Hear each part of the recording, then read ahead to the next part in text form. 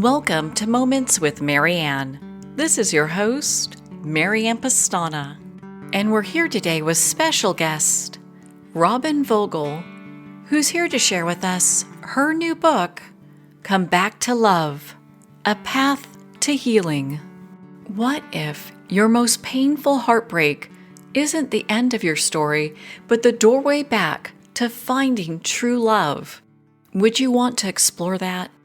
Well, today's guest is here to share with us just that.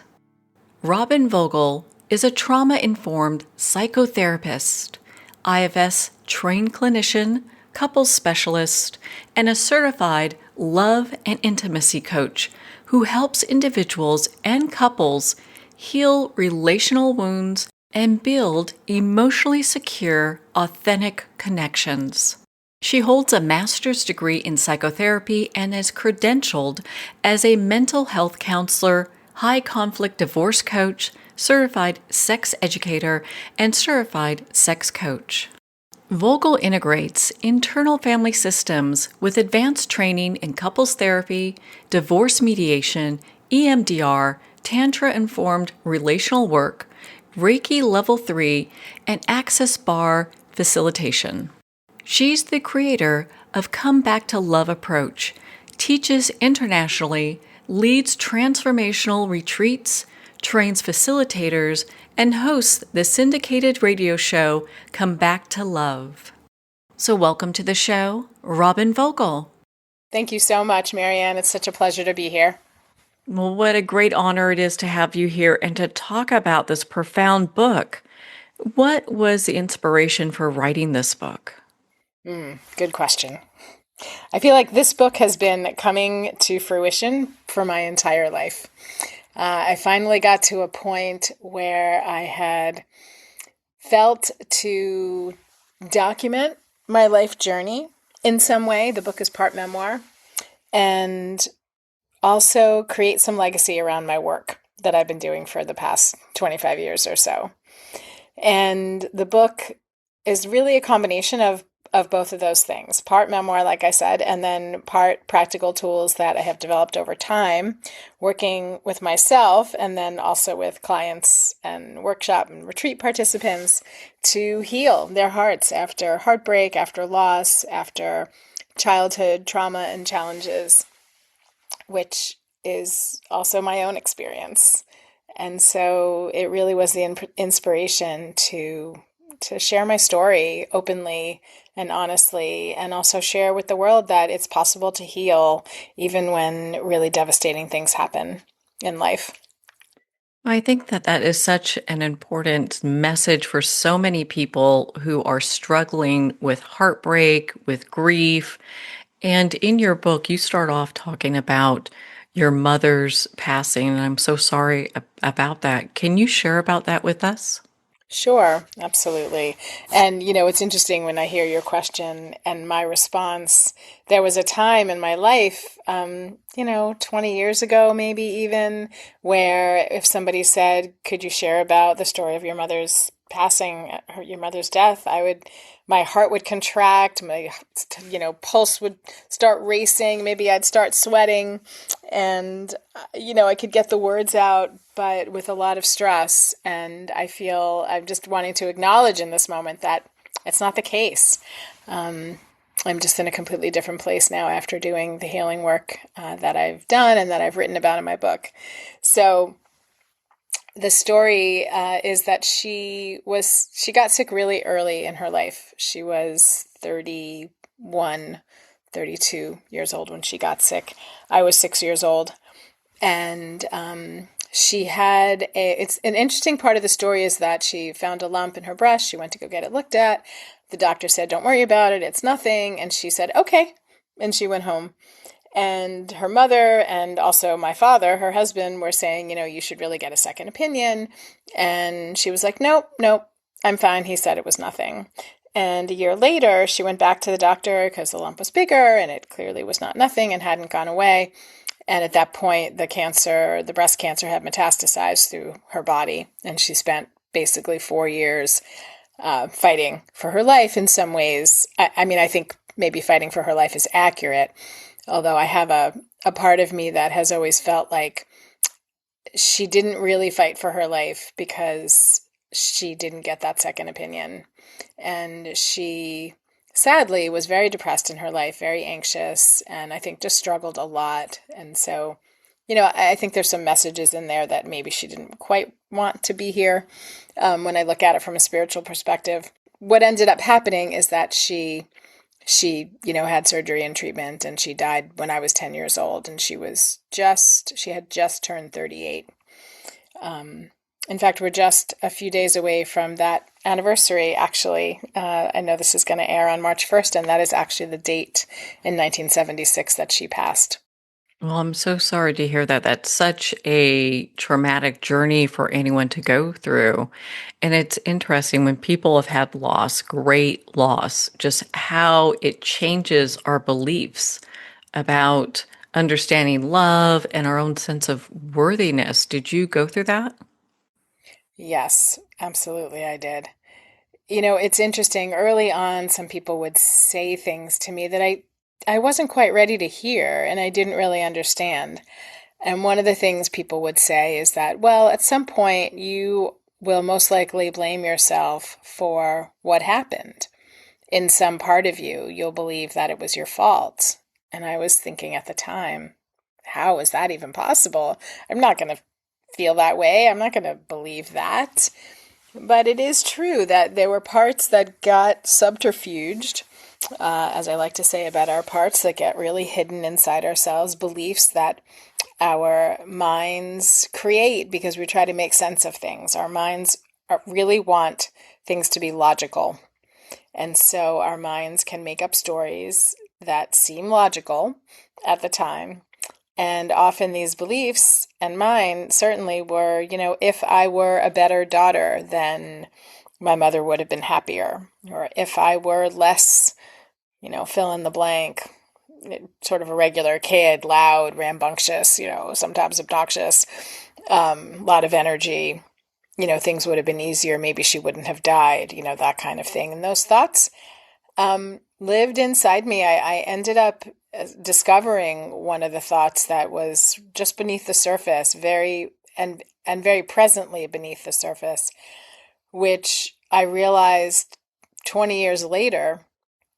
And that thought went something like, happiness and love and joy is for other people. And I believed that for 20 years. I wasn't aware fully that I was living with that belief. But when I heard it loud and clear in my mind, in my brain, this one day in my early 30s, when I heard it, I realized, oh my goodness, that is a thought I have heard a gazillion times and didn't hear it fully. And yeah, I lived with that belief that of course, was developed, from the trauma of my mother's illness and her death, and really the circumstances surrounding her death and the years afterwards as well. Is that something you find very common with the people that you work with? That they have a belief that persists like that? Yes, Yeah. absolutely. I think it can be hard to discover. I was actually just on a call, a session with somebody who said, I have parts of me that are so ready for love. I'm a passionate person and I'm talented and I'm successful. And then I'm not sure. I have these other parts that feel like I don't really deserve it. I don't feel lovable. I don't feel good enough. I feel I'm too much of this or too little of that, or, and it's a very common experience for people to feel really like they don't deserve to be loved for who they are at their core. I can see so many people falling into that, regardless what type of love it is for a parent, for a spouse. You just add the whatever that grief is. How many people carry that? Yeah, it's true. People carry it and it's really hard to see it, and that's part of the issue. Because when we can't see it, first of all, we can't heal it. We can't do something about it. We can't change it. it wasn't until I heard that belief loud and clear, for whatever reason, on that particular day in my early 30s, I heard myself say it. And in that moment, I said, oh my goodness, I cannot keep living with that belief. That's horrible. Like, why would I believe that? If I continue to believe that, I am literally not going to be happy and joyful and living a good, healthy life. And so it takes, some time and some work and some, expert skills and tools to, again, I'll use the word excavate, but to excavate those beliefs that are just below the surface that unfortunately create our lives for us and with us. And they're not in support of creating a healthy, loving, happy life. Can you share that moment with us when you realized that, hey, I deserve love too? Sure. Yeah, I had stepped into a graduate school, a second round of graduate school in my late 20s, early 30s, when I realized that psychotherapy and psychology were really where my interests lied. And from there, I embarked on a 2-year program for women, personal growth program for women. Something I had never, ever even considered doing. And it was really pretty out there for me at the time. And we had just completed our exercises, our day of ritual and healing. And we were kind of all sitting around and relaxing. And I looked across the room at this group of women that were all sort of in a clump on the other side of the room. I was sitting by myself, and there were 3, 4, 5 of them, and they were happy, and they were laughing, and they were like hugging each other and maybe playing with their hair, each other's hair. They were just like so intimate with each other in their friendship. And I remember just like looking at them and feeling like, wow, they all look so close and connected and so loving with each other and so joyful. And that's when I heard the voice. Well, that's for them. That's for other people, not for you. And I mean, even just now, like I get the chills just retelling that story, because it was this huge awakening moment where I was like, I was just blown out of the water in that moment. Wow, that's what I believe? No, I can't continue with that belief running my life. What a powerful realization to hear that and then have that internal dialogue and say, no, that's not what I'm going to believe. Yeah, it was really powerful. And yeah, it really changed everything. It was a very pivotal moment in my life. I mean, it took some time for things to settle and really shift, but that was definitely like I'm taking a right turn here to get, more in a, maybe right turn isn't quite the analogy, but like the right turn was like to get more in alignment with myself. Is that where some people end up being really stuck? Is feeling, oh, look, those people can be happy and can be in love. But for me, that's not something that's possible. It absolutely is. I mean, a lot of the people that come to work with me, they have often they've finished and are out of a relationship that was not in alignment for them, not healthy, sometimes toxic, sometimes from a narcissistic, abusive partner. And they're on the other side of divorce, separation. And they mostly are confused and feel like they don't deserve love in a healthy, happy way, like love that's in alignment for them, because they see that they had just chosen something else. And that is a place, mostly, I will say, most often what happens is people just then continue to, put themselves out there and date and meet somebody else, and then go through a similar version of what they just went through again, and sometimes again and again and again, till they finally come to work with me and they're like, okay, I just have to stop this pattern and I don't know how. And often that's, when we start to do the deep work of figuring out, where are you stuck? And often it's a belief, absolutely we look at the past trauma from childhood, also from the relationships, look at the patterns, figure out and understand why this person has created the patterns that they've created, why they keep continuing them, and what to do about that. And then also, figuring out what beliefs are really, as we say, driving the bus, making the decisions. And if you believe you're not lovable, or you believe you don't deserve love, you believe you just deserve a little bit, and not like those women across the room who seem to have an abundance, then you're just going to get a little bit, just going to get a few breadcrumbs, and that's good enough. And how many times have I heard a client say, I stuck with it because it was better than being alone, or, I thought it was all I could receive. I thought it was all I deserved, I saw my mother, I saw my father sticking with it when things were really horrible. I saw my mother stay in a relationship after finding out my father cheated on her. All the things we learn from our parents as we're trying to grow up and understand ourselves better, and we take these things on as truths, as life sentences. I don't talk about this much, but a lot of people have very, very bad accidents, or also die at the same age that they are when their parents, particularly a mother, has passed away. So, for example, my mother died when she was 38.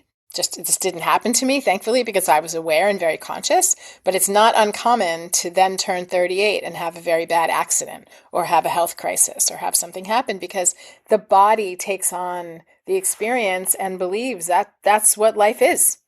Like, at 32 you get sick, and at 38 you die. I'm not saying it's conscious or that it makes any sense whatsoever, because it doesn't, but the subconscious takes on stories and beliefs and really takes them seriously. It's just fascinating how we repeat the patterns of our parents, good, bad, and indifferent, just because that's what we're seeing. It's a lot of I want to hear like that learned behavior. Yeah, exactly.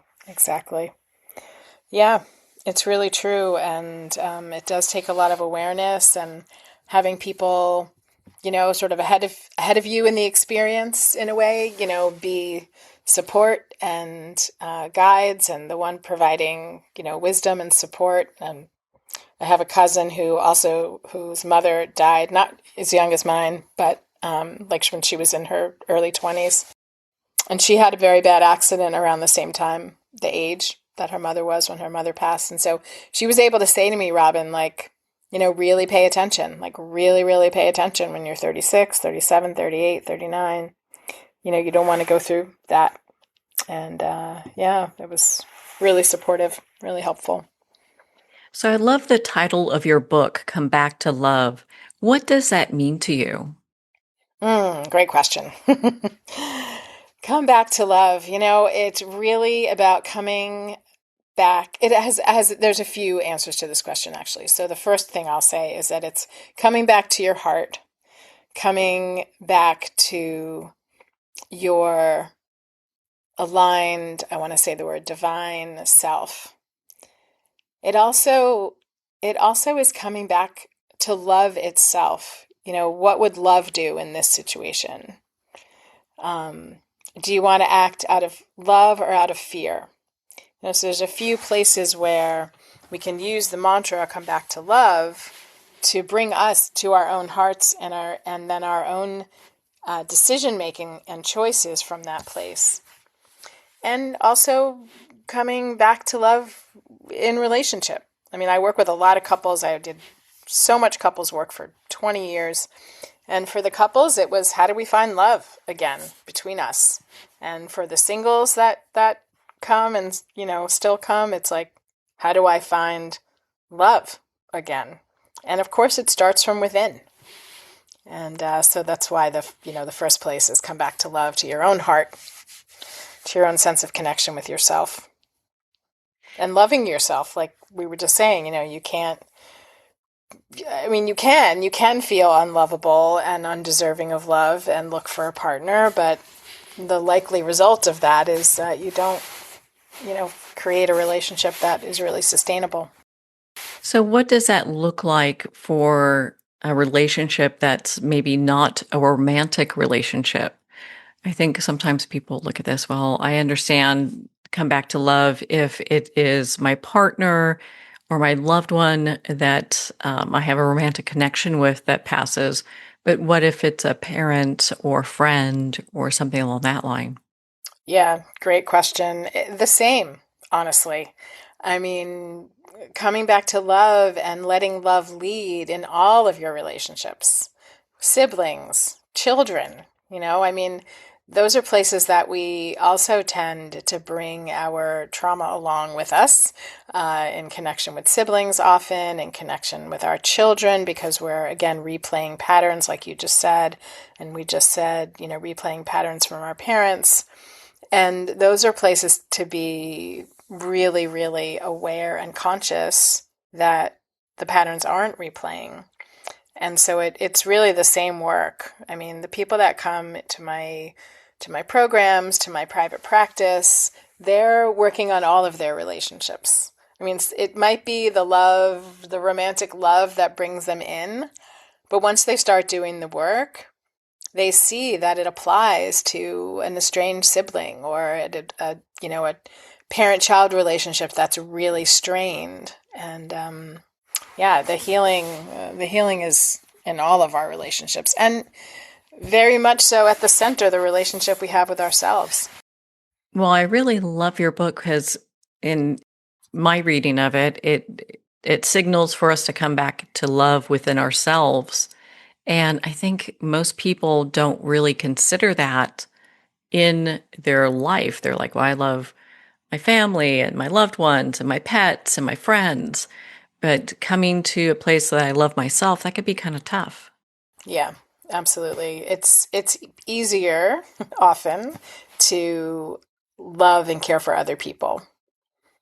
I was just, again, in a session with somebody who was talking about, all the different places in their life that need care, aging parents and something going on with one of their children, and then their work, and, energy can go out, out, out. And it can be a pattern, and it can be easier than being vulnerable and opening up and saying, you know what, I also want to be loved. I want to be vulnerable. I want to soften, open my heart, and connect with myself and with other people. It's vulnerable. Are most people afraid to be vulnerable? I would say yes. It's an edge to be vulnerable. It's a risk. It takes courage. I think one of the greatest fears that people have is that they won't be loved for who they truly are. And one of the greatest gifts that when we allow ourselves to receive it is to be loved for who we truly are, to love ourselves and have compassion for ourselves for who we truly are, and receive that from somebody else. It's really spectacular when we have that experience. But the scary part is that it won't happen, and that instead of being loved and accepted and appreciated and cherished, there's judgment. And that's often what many of us received as children, just because, people didn't know any better, or, we didn't know as, parents. My parents didn't know, what they knew. And there was unfortunately a lot of judgment. And I think that's a common experience. So healing from that and coming back to the place of really knowing that it's possible to be loved and cherished for who we are. It's really a massive gift to do the healing work and then give that gift to yourself. That is a profound gift to oneself, being able to really love ourselves exactly the way we are without having to feel like we have to be a chameleon for everybody. Yeah, absolutely. Yes. Yeah, that people-pleasing dynamic is a very popular one. I know it myself because it's what I did as a child. I really saw that if I made other people happy, they would be happier. At least that's what I thought. And so I learned how to make people happy. And some of that was about staying quiet and not rocking the boat, being very agreeable, taking care of other people, making them feel better, in my perception. And then, that people pleaser energy can be pretty pervasive. And then it's like, okay, where are you in that? Because that's really a very easy way to lose yourself when you're focused on everybody else. In your book, you introduce the 4 gates, and we're not going to do a deep dive into those, but can you briefly share those with us? Sure. Well, as I share in my book and as I share with people, I have been working as a psychotherapist for many years, and I did lots of emotional healing work myself, and I really felt like it was the everything. And after a while, in my own personal journey, I realized that just doing the emotional work wasn't everything, actually, as I had thought it was. And so I started, expanding my own work and my own world to include the spiritual and to include neuroscience, which has been, scientifically proven modalities and tools that really do change the wiring in the brain so that way you can heal and let go of these limiting beliefs that take hold so strongly. And so the 4 gates approach address these areas. They address the emotional, of course, the mind and the limiting beliefs that take that hold and, create a life that isn't in alignment. The spiritual aspect is the 3rd gate. And the 4th gate includes the body and befriending the body, which, of course, is such an important part of loving ourselves and feeling good and confident in the world. And it's not about the size of your body. It's about just being connected with your body. It's about healing, judgment, and self-judgment. And all of these gates, even though I envision them as a stop on a path, each gate that we pass through, walking down a path to love, they're not necessarily linear. We're working on the different levels, at the same time. Now, when people start to do this type of work, do they find that there's a lot of emotions that this brings up that they work through? Yes, they do. And it looks differently for each person, depending on what they're ready for and depending on what work they've done so far and what they're ready for. For some people, they really get, oh yeah, this is a deep dive. I'm ready for it. I've done a lot of work. I'm still stuck. I don't understand why.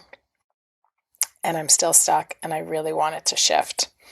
And then, they're ready to do some of the deep emotional work. And yeah, there can be a lot of feelings when they start to really look inside at the emotional pieces. However, I'm not a fan of re-traumatizing.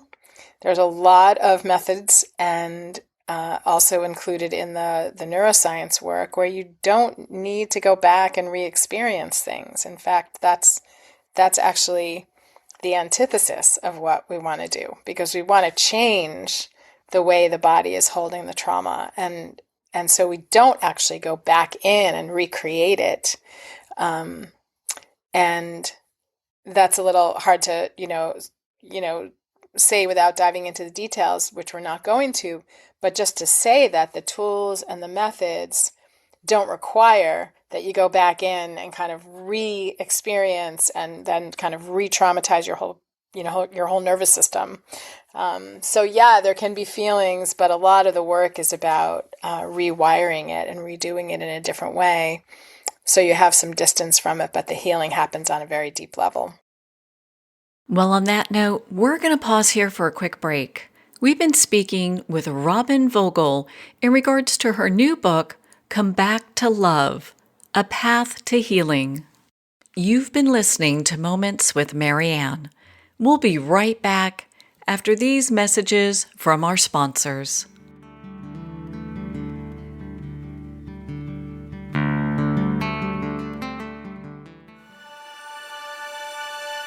They say time heals all wounds. But what happens when time makes the first cut? A child vanishes, the family unravels, ancient powers stir. The much-anticipated follow-up to the breakout bestseller, Caretaker, R.J. Halbert's Servant, plunges deeper into the Good Pasture legacy, where dark secrets, chilling curses, and unbreakable hope collide. Fans who were hooked from the start will find even more suspense, emotion, and haunting twists in this gripping continuation of the Good Pasture Chronicles. Are you an author, speaker, or expert who is looking for more publicity? Visit radioguestlist.com and sign up for free interview requests from shows looking for guests. Radio Guest List is the #1 free booking resource for radio, podcasts, and TV talk shows who are looking for experts like you right now. Visit radioguestlist.com and sign up today to get the visibility you deserve. Internationally recognized and award-winning author Judy Goodman works and teaches outside the box of limited thinking. Working with people from every walk of life, her goal is to empower you to be the best you can be, no matter what the challenge is. Born with the gift of seeing beyond our normal vision, she has an extraordinary gift of working with every challenge. Teaching beyond conventional wisdom, her work is described as life-changing. Visit judygoodman.com. That's judygoodman.com. There comes a moment when you realize you're somewhere special, when you discover that each beautiful creature that you see has been rescued from a life of absolute horror and brought to this incredibly free place. Here's where their lives were forever changed and where yours will as well. Discover over 500 tigers, bears, and lions at the brand new visitor center at the Wild Animal Sanctuary just outside Denver. For more information, visit wildanimalsanctuary.org. Discover true freedom at the Wild Animal Sanctuary.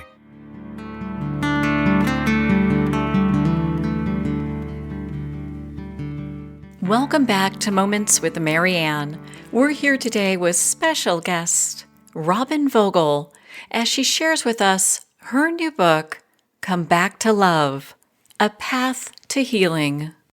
So what are some of the markers for a person to realize they've done all the work, maybe they've spent years in therapy and they're still seeing like patterns that show up in their lives? What are some of those markers? What do those look like?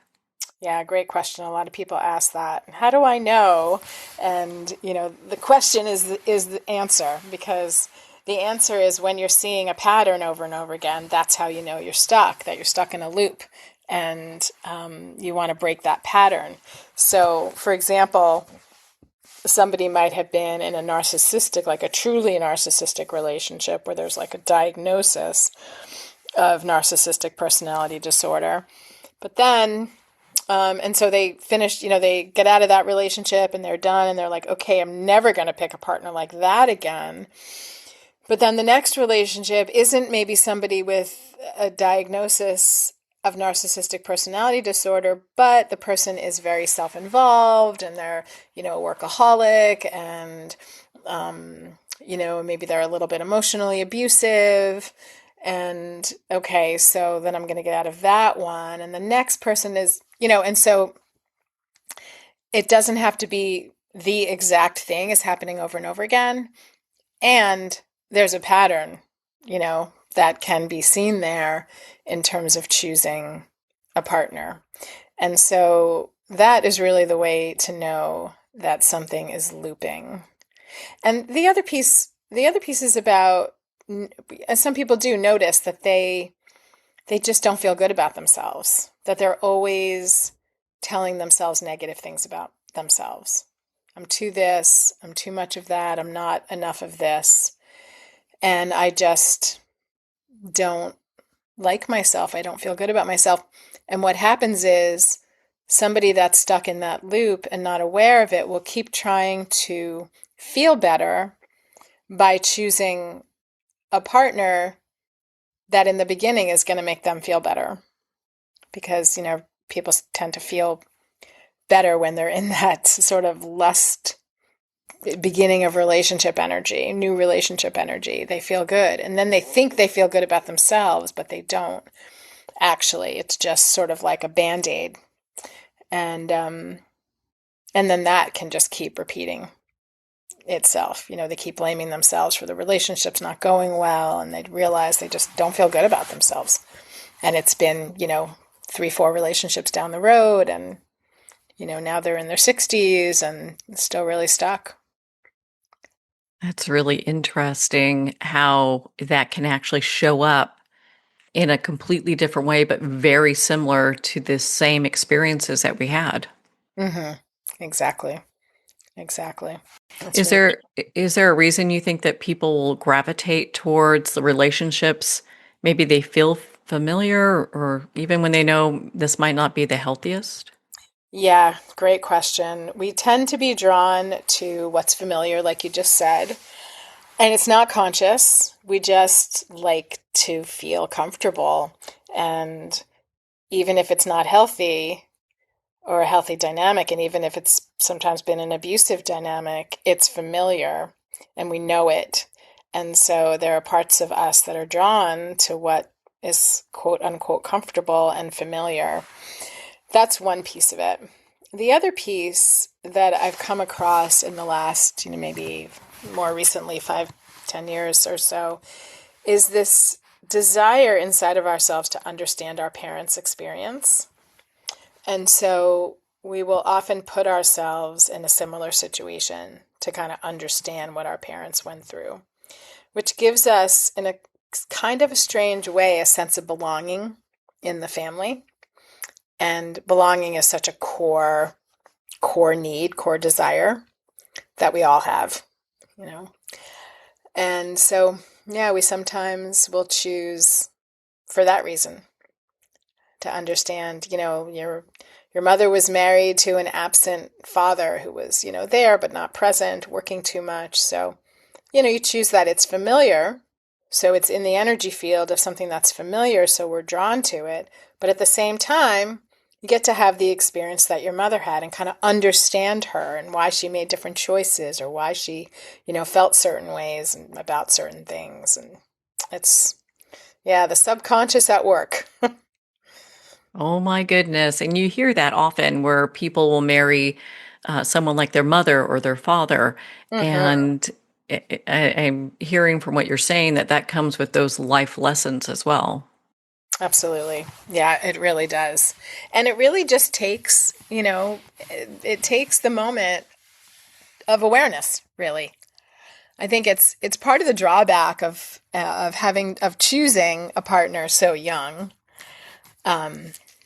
which often happens. We're in our 20s or even our early 30s or even, mid to late 30s sometimes can be young when we're not necessarily as conscious as we are. And it takes that awareness of being conscious of your choices to pause and say, okay, I want something different.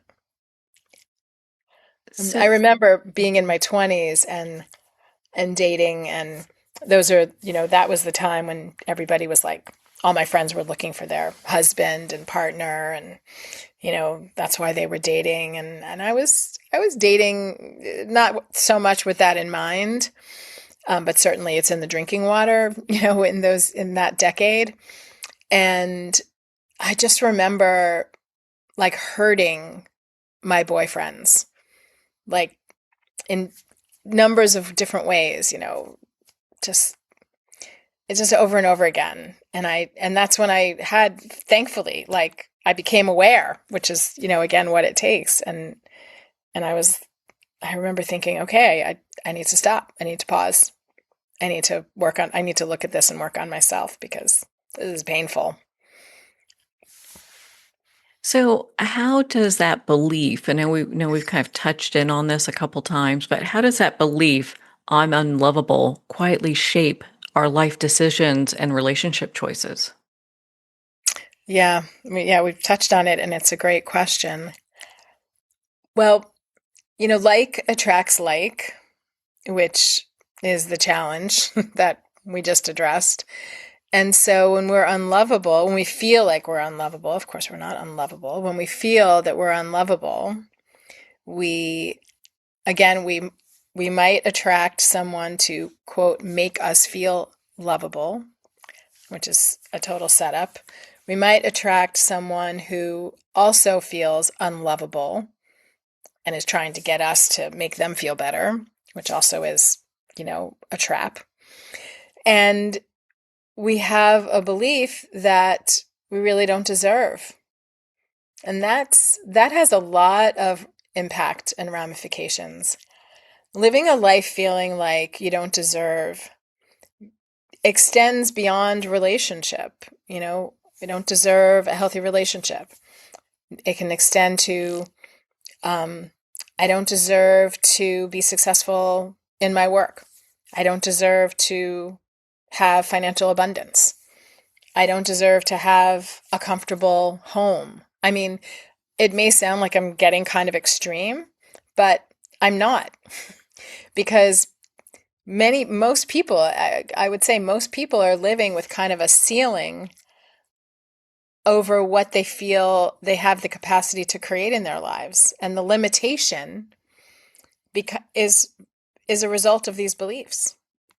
And so it really impacts all areas.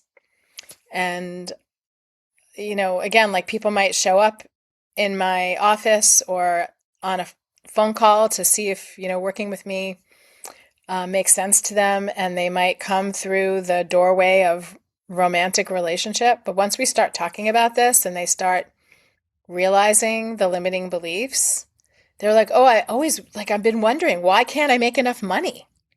Or why can't I find the amazing house I want? I've always dreamed I would be living in, and I'm just living in this crappy apartment. And I hear all of that, underneath. And to really be aligned with ourselves and come back to love with ourselves and know that we fully and truly deserve to receive, which is a big piece, receiving, all the doors open. And the ceiling lifts, because really there's an infinite capacity that we all have, that we have access to when we do this work.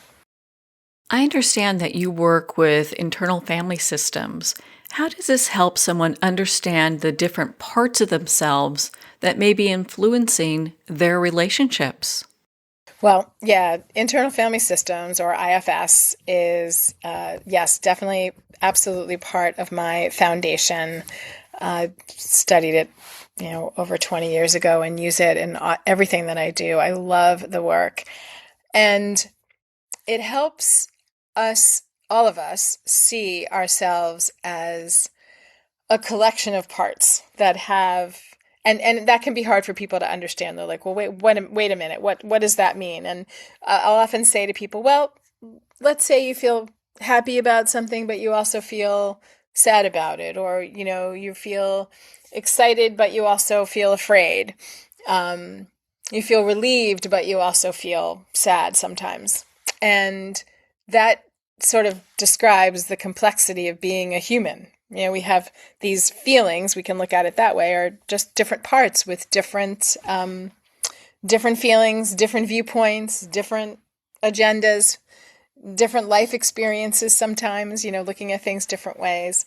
And it's really, really helpful in the work that I'm doing because we're able to access, I think I was just talking a few minutes ago about somebody who shared, like, I'm really excited about being in a relationship. I think I am, is literally the way it came out of her mouth. And that just shows, like, there's a part that's really excited, but there's also a part that's really hesitant and afraid. And we need to understand, and she would need to understand, but in our work together, we would need to understand, what is that hesitation about? What is that fear about? Why does it still exist? Because the part that is hesitant and afraid isn't ready to just like go out and start dating and create intimate relationship. It's afraid. So it's likely going to block the part that's like, yes, I'm ready. I want to meet someone. The other part's like, I don't think so. Not yet. So it's really complex inside ourselves and in couples as well. There's a part that's like, oh, I really want to feel deeply connected to my partner. And then there's another part that's like, actually, I'm really afraid to be this vulnerable. I'm afraid I'm going to be judged. I'm not going to be loved for who I truly am. So I want to open, but I don't really want to. And it's the beauty and it's the complexity of being human.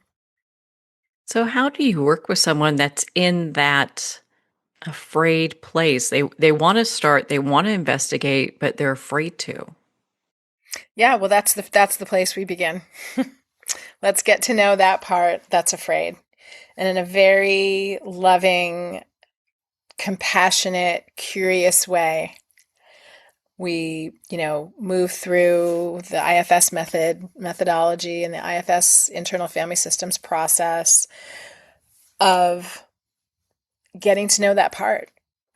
And it's, you can hear in my voice, it's a very delicate, it's very precious, it's very loving. It's for me as the therapist, it's a leaning in and really listening and wanting to know that part and creating space for my client to also want to know that part.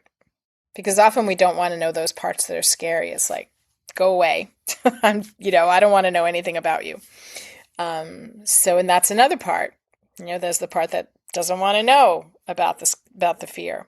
So that we need to work with that part. So it's a very gentle, loving, step-by-step process to get to know these parts. And when we get to know them, then we can work with them, and then they can heal and they can feel not afraid anymore. It's not like it happens, at the blink of an eye or a snap of a finger. It's a process. But it absolutely is, for me, the most impactful healing modality out there. And the more we do the work with our parts, the more compassion and self-love we have. So I know in your book you talk about, just receiving and being able to give. So what role does receiving play in emotional healing? And why is that often more important or maybe difficult than giving? Receiving is, yes, it's a whole chapter dedicated to receiving. The thing is, the way that I see it in a very visual way, when we're giving, like we were just talking about, taking care of this person, taking care of the elderly parent, taking care of all the people at work, taking care of the children, taking care of the house, is like, it's like do for other people. The giving, the receiving vessel is very small when most of our energy is going out to others. It really is so important to work with that and to, instead of leaning forward and putting energy out, that we are able to also sit back and relax and receive and open that vessel really wide so that we're able to actually receive the things that we deserve to receive in our lives. It's a bit of it's really more of a spiritual practice, I would say, but there's an emotional component because people often feel like they don't deserve to receive. Parents withheld, or, they didn't get what they wanted as children. And so there's a belief, oh, I didn't get what I wanted. I guess I don't deserve it. I'm not good enough. So healing those parts that have that belief, and then the practice of really, again, sitting back, relaxing, surrendering, allowing. I have a lot to say about the word allowing, which I won't share today because we don't have the time, but just really opening up to receiving, because then the partners can come, or the love from a partner can come, money, and whatever else the person wants to experience in their lives. I always ask my participants, my students and clients, like, what do you want to experience in your life? What are the experiences and the energies that you want to have in your life? And because let's make those happen. And very, very much part of the work is about receiving. What are some of the answers that you receive about being in a place where people can open themselves up to receiving? What are some of the answers that you get from your clients? Because I'm sure that's kind of a scary place for a lot of people. Like, ooh, that sounds like vulnerability. I don't know if I can do that. Yes, but then of course we work with the vulnerable part, the part that's afraid to be vulnerable, and we start small. We start small. We start with how much can you allow into your life? Can you allow a little bit more? Do you have the capacity to invite love in a little more and see what that feels like? Because it's a stretch, like how much can you stretch and feel comfortable? And then we have to stretch a little more and relax into that and feel comfortable, and then a little more. So it's step by step, really working with and starting to really believe that our capacities really are infinite. Really infinite. It's not limited. But unfortunately, most of us grow up believing that our capacities are limited. Like I said earlier, there's a ceiling on how much money we can make or how much love we can have in our lives because it's limited. Think about all the beliefs that, our parents said money doesn't grow on trees, or, you have to sacrifice in order to receive love, or so many things that unfortunately aren't true.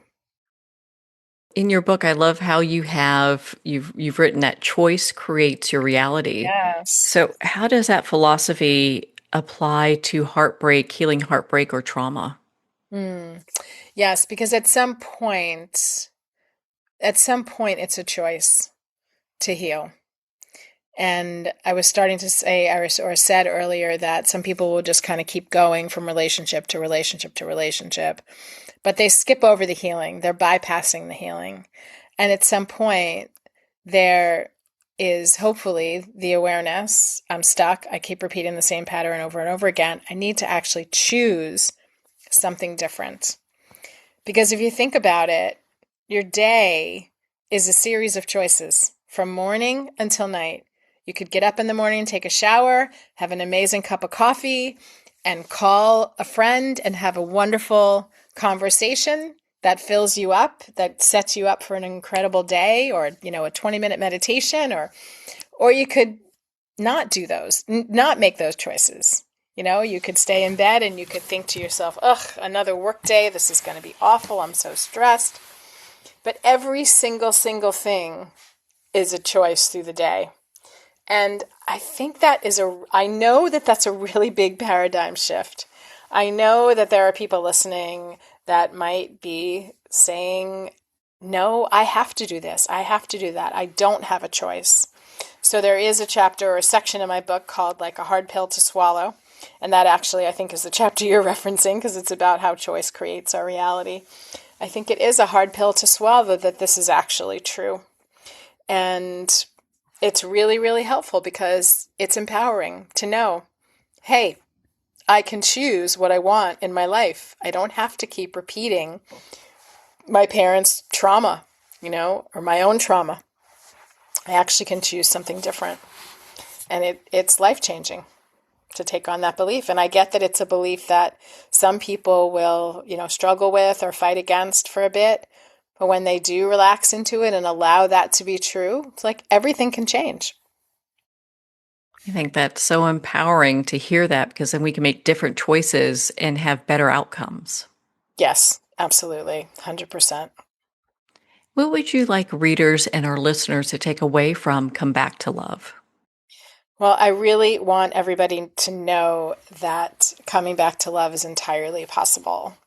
And that I always feel like if I could go through the losses, we spoke about my mother, but we didn't talk about my father or my partner who passed away, and my father at a young age as well. And it's like, if I can go through the losses and the devastation and the beliefs that ensued after these traumatic experiences and feel like my life is better every single year, and I feel happy and successful and joyful in my life. And it's not like everything's la la la rosy, because it's not. It's life. Things are hard. But I feel like I want everybody to know that love is entirely possible no matter what, and that is very much a choice. And the people that come to my workshops and retreats repeatedly, because a lot of people do, like more than half of the Come Back to Love, I'm going to say community members over the last 20 years, like they come back again and again. Why? Because they keep dipping into the experience, the felt experience of love, and they learn to choose it for themselves in sometimes in easy circumstances and sometimes in very difficult circumstances. But they learn how to choose it, and they do. And their lives are better for it. Well, Robyn, you're such an inspiration. Where can our listeners go to connect with you and be part of your community? Well, comebacktolove.com has a free chapter, first chapter of my book to download for free before purchasing that on Amazon. And there's a couple of other free resources, and then links to connect with me. I offer a 30-minute free consult for anybody that wants to explore these topics. And that's very easy to find right on the homepage of comebacktolove.com. Well, Robyn, thank you so much for taking the time to be on the show with us here today. You're so welcome. Thank you so much, Marianne. This has been such a pleasure. Well, thank you, Robyn. It's been such an honor to spend this time with you and to talk about your new book, Come Back to Love, A Path to Healing. Make sure to visit Robyn's website at comebacktolove.com for more information on her work, to order her book, and to be part of her community. Well, we're at the end of our time today. I'd like to thank everyone for tuning in. You're listening to Moments with Marianne, where we make every moment count.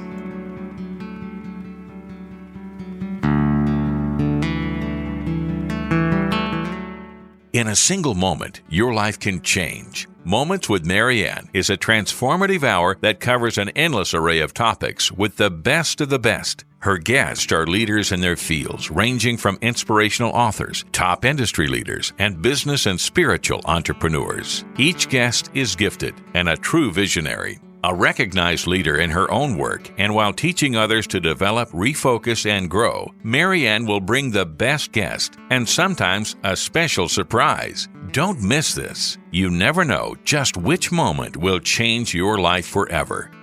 Make sure to tune in and visit momentswithmarianne.com for more information.